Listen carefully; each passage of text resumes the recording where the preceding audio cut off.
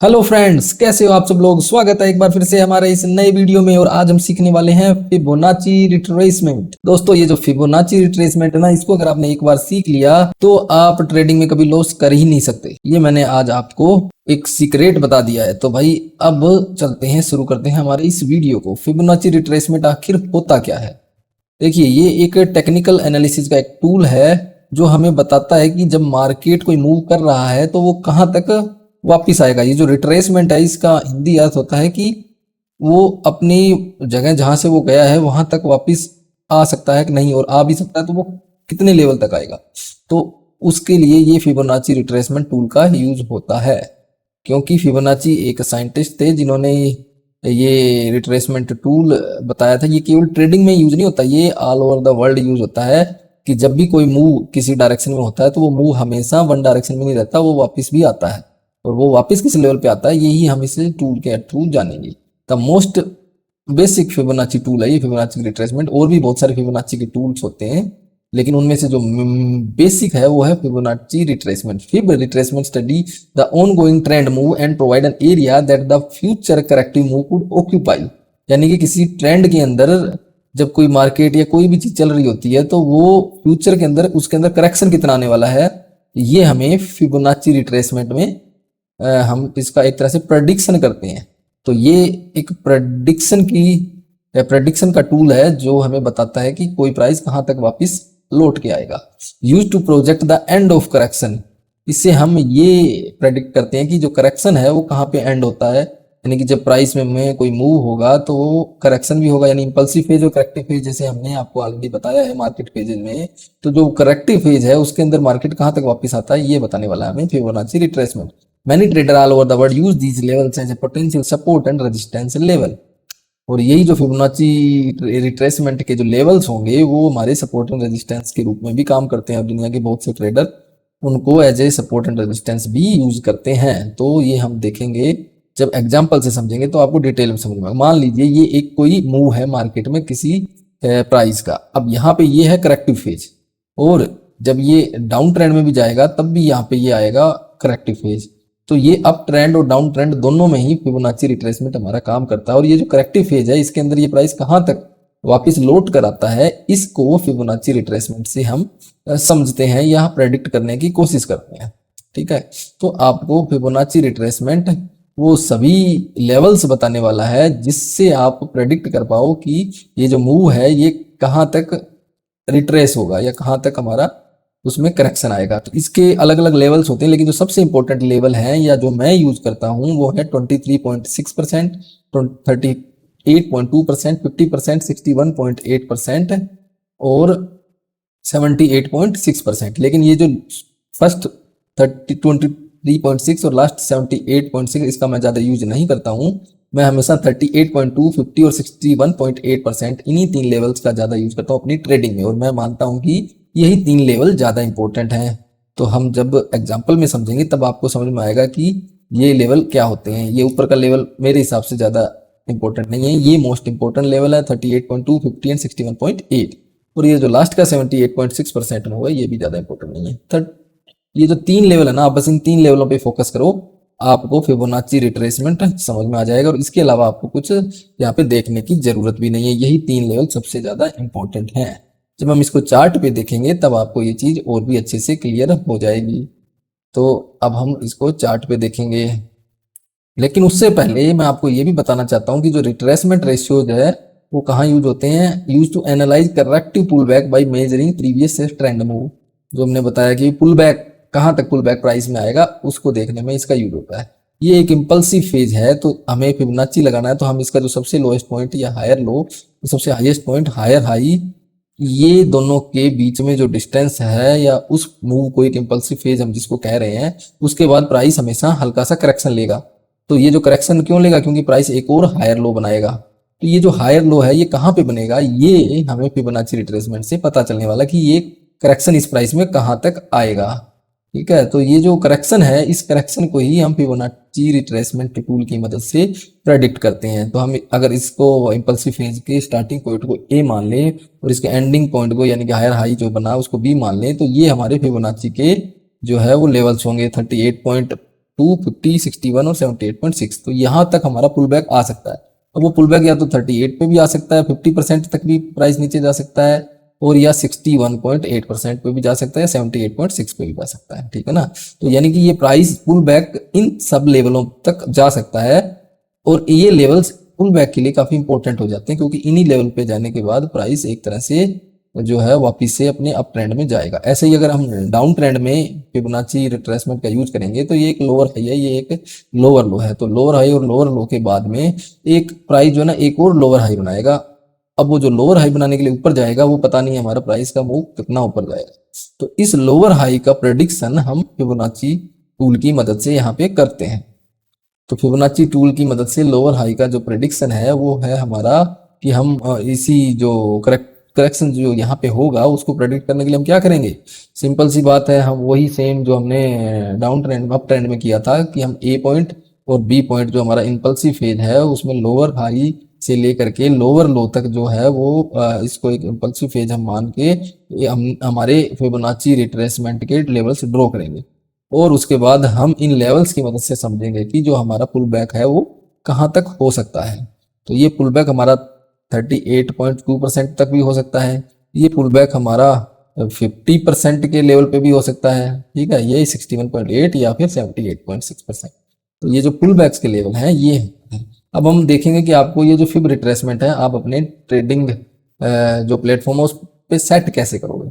तो कोई भी ट्रेडिंग प्लेटफॉर्म है, जब आप फिब रिट्रेसमेंट की सेटिंग ओपन करोगे तो उसमें यही विंडो नजर आएगी। तो आपने जो ये टिक करने हैं जो लेवल्स, उन लेवल्स पे आप टिक कीजिए, तो आपको ऑटोमेटिक लाइंस ड्रॉ करके आ जाएंगी। तो जैसा कि मैंने आपको बताया कि इसमें जो फिब रिट्रेसमेंट टूल के अंदर जो इंपॉर्टेंट लेवल हैं केवल हम उन्हीं को टिक करेंगे, ताकि बहुत अननेसेसरी बहुत सारी लाइंस ना ड्रॉ के आ जाए।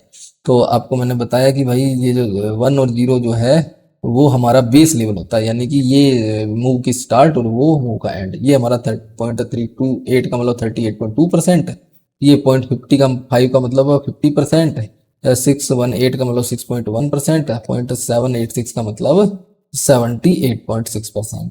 तो ये हमारे जो इंपॉर्टेंट लेवल है मैंने आपको ऑलरेडी बता दिए। अब इसको एग्जांपल से समझते हैं हम चार्ट पे। ये ट्रेडिंग व्यू प्लेटफॉर्म है जिसका मैं हमेशा यूज करता हूँ, और इस ट्रेडिंग व्यू प्लेटफॉर्म पे हम यूएस डॉलर और जापानी येन का ये 1 डे का चार्ट यहाँ पे देख रहे हैं।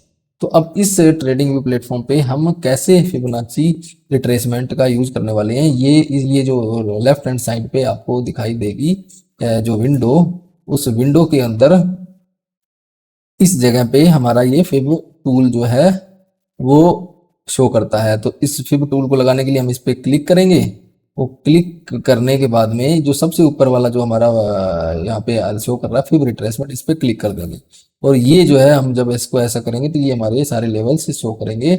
ये फिब की सेटिंग है जो हमने ऑलरेडी सेलेक्ट की हुई है। हमने बहुत सारे लेवल्स ही इसमें सेलेक्ट कर रखे हैं, काफी हमने नहीं भी सिलेक्ट किए, जैसे 0.23 जो मैंने कहा था मुझे इंपॉर्टेंट नहीं लगता, मैंने उसको हटाया हुआ है। क्यों? क्योंकि वो अननेसेसरी आपको ज्यादा लाइंस कर देगा जिससे आप डिस्ट्रैक्ट हो जाओगे। तो अब हम इसका यूज करके देखते हैं इस एग्जाम्पल में ये जो फिब टूल है हमारा वर्क कैसे करता है। ये एक डाउन ट्रेंड है, डाउन ट्रेंड हमें दिखाई दे रहा है यहाँ पे यूएस डॉलर और जापानी येन में। यहाँ पे एक सपोर्ट आया है, सपोर्ट के बाद इस जगह से प्राइस ऊपर जाना स्टार्ट हुआ है।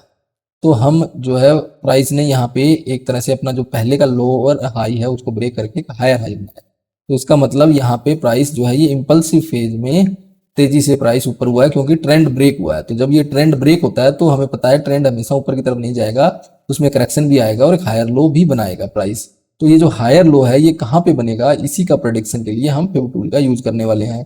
तो फिब टूल का यूज करने के लिए हम क्या करेंगे, आपको जैसे ऑलरेडी पता है कि फिब टूल का यूज हम करेक्शन को देखने के लिए करते हैं। तो वो जो करेक्शन देखने के लिए हम इसके सबसे लोएस्ट पॉइंट और सबसे हाईएस्ट पॉइंट पे फिब टूल को ड्रॉ करेंगे, यानी कि हम इसके सबसे लोएस्ट पॉइंट पे फिब टूल को कर्सर रख के और ऊपर की तरफ जाएंगे ताकि हमें हायर लो का पता चल पाए।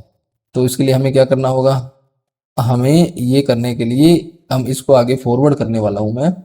ये एक्चुअली में मैंने जो ट्रेडिंग व्यू में एक बहुत अच्छा एक फीचर होता है जिसमें आप जो है वो चार्ट को एक तरह से आगे की तरफ फॉरवर्ड करके भी देख सकते हो, यानी कि चार्ट की एक रिकॉर्डिंग होती है डे बाई डे।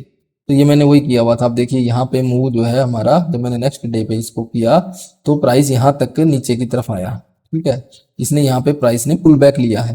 अब पुल बैक लिया है तो हम यहाँ पे फिब टूल का यूज करेंगे और इस जगह से हमने इसको ड्रा करना स्टार्ट करना है। तो यहाँ पे कर्सर लाके क्लिक करके इसको सबसे ऊपर पॉइंट पे जहां तक प्राइस गया था वहां पे लाके हम इसको छोड़ देंगे। तो ये देखिए अब जो ऐसे करते हैं ये लाइंस ऑटोमेटिक ड्रॉ हो गई हैं।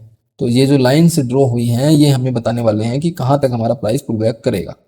तो अभी देखोगे तो आप प्राइस ऑलरेडी 38.20 पे चल रहा है, यहाँ से भी ऊपर जा सकता है 50 से 61 से या 78 से कहीं से भी प्राइस जो है हमारा ऊपर जा सकता है। तो हम देखते हैं कहाँ से ये प्राइस हमारा ऊपर जाता है। तो सबसे पहले हम जो है नेक्स्ट कैंडल कहाँ पे आई है इसका देखने वाले हैं। तो देखिए इसने ऑलरेडी हमारे 38 वाले जो लेवल है इसको अभी तक ब्रेक नहीं कर पाया प्राइस, और इसी 38.2 वाले लेवल से ही लग रहा है प्राइस यहाँ पे ऊपर चला जाएगा, क्योंकि यहाँ पे आप देख रहे होगे ये ऑलरेडी जो है हमारी कैंडल्स जो है दिखाई दे रही है हमें, जो कि आपके प्राइस के करेक्शन को यहाँ पे शो कर रही हैं। जब वो छोटी और लंबी विक वाली और छोटी बॉडी वाली कैंडल्स होती हैं तो हमें समझ जाना चाहिए कि प्राइस में करेक्शन हो चुका है। तो अगला जब हम कैंडल ड्रॉ कर रहे हैं तो उस कैंडल ने 50% वाले लेवल को भी एक तरह से छू लिया है, यानी कि उसको ब्रेक तो नहीं किया है पर 50% लेवल पे प्राइस आ गया। देखिए नेक्स्ट डे पे क्या हुआ, इसने 50% वाले पे ही अपना एक तरह से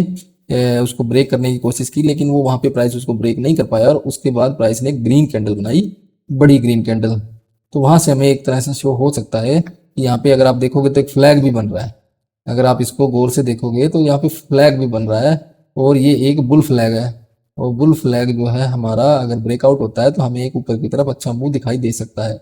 अभी इसने इस बुल फ्लैग को ब्रेकआउट किया नहीं है, यहाँ पे इसने ट्राई जरूर किया है। हम नेक्स्ट डे पे देखेंगे कि क्या होता है, ये कर पाता है कि नहीं। यहाँ पे देखिए इसको नहीं कर पाया और ये एक बड़ी कैंडल से इसने यहाँ पे ब्रेकआउट दे दिया बुल फ्लैग को। तो जब इसने यहाँ पे ब्रेकआउट दे दिया तो इसका मतलब अब हमारा करेक्शन यहाँ तक खत्म हो चुका था। करेक्शन जो है वो 61.50 या 61.80 तक गया था और उसके बाद वापिस से जो है हमारा प्राइस ऊपर की तरफ जाना स्टार्ट हो चुका है। तो इसने 50% वाले लेवल पे एक तरह से ये इसको अच्छे से ब्रेक नहीं कर पाया, 61 तक तो ये टच हो ही नहीं पाया, 50% पे ही ये हमारा जो है करेक्शन ऊपर की तरफ मूव कर गया है। ये देखो एक और इंपल्सिव फेज हमारा यहाँ पे आ गया।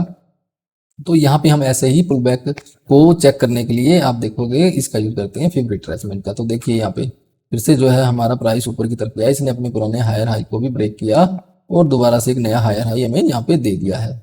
ठीक है, तो ये हमारा इम्पल्सिव फेज। अब हम देखेंगे कि यहाँ पे करेक्शन कहाँ तक आता है। ये एक नया हायर हाई बना है, जब हायर हाई बन गया तो उसके बाद क्या होता है, एक लोअर हायर लो भी बनेगा। अब यहाँ पे हमने देखी दो कैंडल नेक्स्ट 2 डे में रेड दिखाई दी, तो इसका मतलब हमारा करेक्शन स्टार्ट हो चुका है। तो अब इस करेक्शन को हमें ये देखना है कि ये करेक्शन हमारा कहाँ तक नीचे की तरफ जाता है। उसको देखने के लिए हम क्या करेंगे, सबसे लोएस्ट पॉइंट से सबसे हाईएस्ट पॉइंट पे फिब हमारा ड्रॉ कर देंगे। तो अब हमें यहाँ पे दिखाई दे रहा है ये अलग अलग लेवल्स हैं। तो प्राइस का करेक्शन यहाँ पे किस लेवल तक आएगा, 38% तक, 50 या 61 या 78। तो अब हम ये प्रेडिक्ट करने में हमें ये फिब टूल मदद करने वाला है। तो देखिए नेक्स्ट डे की जैसे ही हमने कैंडल यहाँ पे ड्रॉ की है तो आप देखो प्राइस डायरेक्ट 38 को ब्रेक करके 50 तक पहुंच गया है। तो और नेक्स्ट डे पे देखिए 50 को यहाँ पे ब्रेक नहीं कर पाया, कोशिश की उसने लेकिन फिर से बायर्स आ गए और ये देखिए प्राइस यहाँ से फिर ऊपर की तरफ स्टार्ट हो गया जाना। तो ये देखिए यहाँ पे इसने जो है वापिस से एक नया हायर हाई बना दिया है प्राइस ने हमारे प्रीवियस हायर हाई को ब्रेक करते हुए। तो यहाँ पे प्राइस ने 38% को तो ब्रेक कर दिया पर 50% को प्राइस ब्रेक नहीं कर पाया, 50% वाले लेवल को फिबोनाची में। तो यहाँ से प्राइस ने एक तरह से प्राइस को सपोर्ट मिला, क्यों, क्योंकि यही प्राइस पॉइंट ऑलरेडी यहाँ पे आप जब लाइन ड्रॉ करोगे तो देखिए यहाँ पे कितनी बार ये ऑलरेडी आपको एक तरह से रेजिस्टेंस के रूप में काम कर चुका है। तो इसलिए यहाँ पे इसी प्राइस ने यहाँ पे सपोर्ट लिया और यहाँ से ये ऊपर की तरफ चला गया। तो ये हमारा एक तरह से 50% वाला लेवल क्या था, सपोर्ट इस प्राइस के लिए। तो अभी ये प्राइस ऐसे ही अपना अप ट्रेंड में जाए जा रहा है। तो एक बार जब और प्राइस ने यहाँ पे इंपल्सिव फेज में हायर हाई बना दिया तो अब फिर से प्राइस में थोड़ा सा करेक्शन होगा। वो करेक्शन कहाँ तक होगा कैसे देखेंगे, फिब टूल ड्रॉ करके। तो वापस हम अपने फिब टूल पे जाएंगे या सबसे लोएस्ट पॉइंट से स्टार्ट करके इसको जो हायर हाई का जो मैक्सिमम पॉइंट है उसके ऊपर इसको वहां तक ड्रॉ करेंगे और ये हमारे आगे लेवल्स। ठीक है, अब हम नेक्स्ट डे को चार्ट का वेट करेंगे कि कहाँ तक ये जो है हमें सपोर्ट इसका प्राइस को मिलेगा और कहाँ से ये प्राइस पुल बैक करेगा। ये देखो भाई यहाँ पे प्राइस ने 50% लेवल ब्रेक करके 60% वाली लाइन पे ये प्राइस आ चुका है और इस 61% वाली लाइन से प्राइस ने अपना जो है अपवर्ड मूवमेंट दोबारा से स्टार्ट कर दिया। ये लाइन एज है इसको सपोर्ट के रूप में काम कर रही है। आप देखो नेक्स्ट इसने इस प्रीवियस हायर हाई को यहाँ पे ब्रेक किया और एक नेक्स्ट हायर हाई प्राइस ने बना लिया। तो ऐसे प्राइस का मूव होता है। अब हमने जो अब देखा यहाँ पे अप ट्रेंड में, तो अब दूसरा एग्जांपल हम देखने वाले हैं डाउन ट्रेंड का, कि डाउन ट्रेंड में ये फिब कैसे काम करता है। ये ब्रिटिश पाउंड और यूएस डॉलर का एक चार्ट है जिसमें आपको दिख रहा है प्राइस डाउन ट्रेंड में चल रहा है। यहाँ से प्राइस ने एक तेज इंपल्सिव पेज यहाँ पर दिखाई दिया। यहाँ पे हमें ये एक आपको दिखाई दे रहा होगा कि बियर फ्लैग बन रहा है। तो उसके बाद में प्राइस ने यहाँ पे हल्का करेक्शन लिया है और एक नया लोअर हाई क्रिएट किया है। तो यहाँ पे हमें ये जो लोअर हाई के बाद प्राइस कहाँ से कहाँ तक जाएगा वो देखने के लिए हम क्या करेंगे, हम एक फिब टूल ड्रॉ करेंगे। जब हमें डाउन ट्रेंड में ड्रॉ करना होता है तो हम जो सबसे हाईएस्ट पॉइंट या एक लोअर हाई होता है उससे इसको स्टार्ट करते हुए लोअर लो तक इसको लेके जाते हैं और फिर फिब टूल ड्रा करते हैं। ठीक है, अब इसने यहाँ पे ऑलरेडी 38% को ब्रेक कर दिया, 50% पे इसको यहाँ पे सपोर्ट मिल रहा है प्राइस को। ठीक है, तो 50% पे जब इसको सपोर्ट मिल रहा है, क्यों मिल रहा है, क्योंकि ये प्रीवियस जगह पे भी इस लाइन ने एज ए सपोर्ट काम किया है। ठीक है ना, तो इस 50% वाले लेवल एक इंपॉर्टेंट लेवल यहाँ पे हो जाता है। प्राइस यहाँ तक गया और उसके बाद में हम देखेंगे कि ये प्राइस ने एक ये फ्लैग बना दिया है, ये एक बियर फ्लैग है।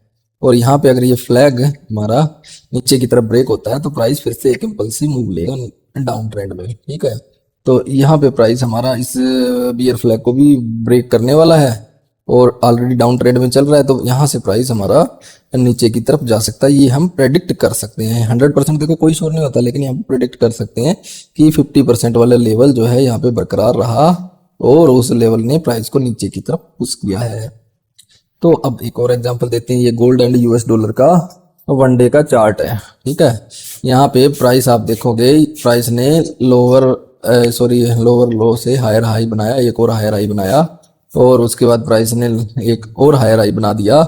यहाँ से प्राइस ने डाउन ट्रेंड की एक तरह से शुरुआत हो गई, क्योंकि इसने प्रीवियस लोअर हाई को ब्रेक करके एक लोअर लो बनाया। जैसे ही लोअर लो बनता है तो हम क्या समझ जाएंगे कि हमारा ट्रेंड जो अप ट्रेंड था वो ब्रेक हो गया और डाउन ट्रेंड में प्राइस हमारा आ गया है। अब जब डाउन ट्रेंड में आया तो प्राइस में पुल बैक देखने को मिलेगा, लेकिन ये पुल बैक कहाँ तक होगा, एक नए लोअर हाई बनाने तक।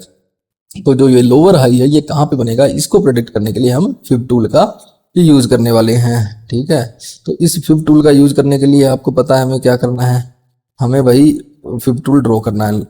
उसके लिए यहाँ पे हम जो हमारा प्रीवियस हायर हाई था एक, उससे जो हमारा जो प्राइस का मूवमेंट का जो लोअर ट्रेंड स्टार्ट हुआ है उसके हाईएस्ट पॉइंट से हम फिब टूल ड्रॉ करने की स्टार्ट करेंगे और जो लोएस्ट पॉइंट यानी कि जो लोअर लो है वहां तक इसको ड्रॉ करेंगे। अब आप देखोगे जब ये ड्रॉ करोगे तो 38% पे प्राइस ऑलरेडी है। नेक्स्ट डे पे हम कैंडल ड्रॉ करके देखेंगे तो इसने 38% को ब्रेक यहाँ पे कर दिया है। उसके बाद आप देखिए प्राइस नीचे की तरफ डाउन ट्रेंड में जाना स्टार्ट हो गया और इसने कंटिन्यूसली रेड कैंडल बनाई और फिर से प्राइस ऊपर की तरफ गया, लेकिन अभी भी प्राइस ने 50% के लेवल को नहीं छुआ है। ठीक है ना, तो जब तक ये इस लेवल पे नहीं छुआ हम मान लेते हैं कि यही इसका लिए सपोर्ट का काम कर रही है। यहाँ से प्राइस ने फिर नीचे जाना शुरू किया और अपने प्रीवियस लोअर लो को ब्रेक करके यहाँ पे एक और लोअर लो बना दिया है। यहाँ पे देखिए आप प्रीवियस, यहाँ से प्राइस ने नीचे की तरफ जाना स्टार्ट किया है, लेकिन प्राइस ने अगर आप यहाँ पे देखोगे तो ये जो लेवल है ना प्राइस के लिए, ये एक रेजिस्टेंस का लेवल है एक तरह से। यहाँ पे प्राइस को काफी रेजिस्टेंस मिल रहा है और इस लेवल को प्राइस ब्रेक नहीं कर पाया और डाउन ट्रेंड में प्राइस फिर से नीचे की तरफ मूव कर गया। ठीक है, तो हम ये समझ जाएंगे कि ये जो हमारी दोनों लाइनों के बीच में ये जो पॉइंट है 38 एंड 50% के फिबोनाची लेवल के बीच में प्राइस को रिजेक्शन मिला है या प्राइस को यहाँ पे रेजिस्टेंस मिल रहा है।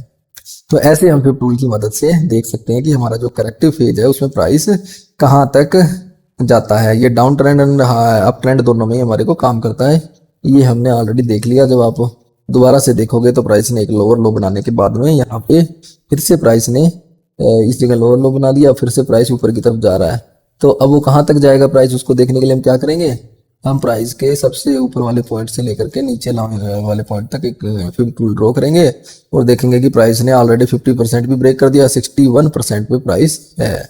61 को भी ब्रेक प्राइस नहीं कर पाया है, प्राइस 78 तक भी गया यहाँ पे, लेकिन 78 वाले टच नहीं किया प्राइस ने और उसको बिना टच करे वहीं से प्राइस हमारा नीचे की तरफ मूव कर गया। ठीक है, तो ऐसे ही अलग अलग लेवल्स प्राइस के होते हैं और वो उन लेवल्स पे टच करने के बाद में जो है वो डाउन ट्रेंड में जाता है। जैसे यहाँ 78% पे एक तरह से प्राइस को रिजेक्शन मिला और उसके बाद प्राइस हमारा आगे देखोगे तो आप कंटिन्यूअस डाउन ट्रेंड में चलता जा रहा है। ठीक है, तो ऐसे हम जो है फिब टूल की मदद से हमारे पुल बैक को कैलकुलेट कर सकते हैं। तो सेम आप देखोगे यहाँ पे एक और प्राइस ने लोअर लो बनाया और उसके बाद प्राइस ने थोड़ा सा अप ट्रेंड या करेक्शन दिखाया है।